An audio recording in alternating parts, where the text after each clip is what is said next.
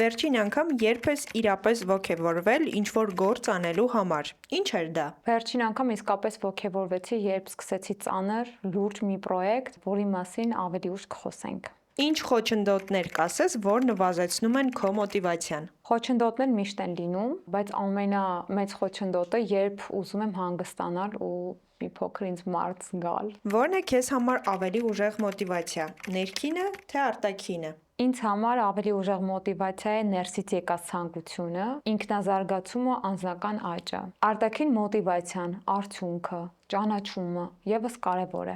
բայց առաջինը ներսից է գալիս։ Կա որևէ մարդ կամ մոդել, ով քեզ մշտապես ոգեշնչում է։ Իմ ոգեշնչման աղբյուրը իմ բոլոր ավագ գործարար ընկերներն են։ Երբ մոտիվացիան պակասում է,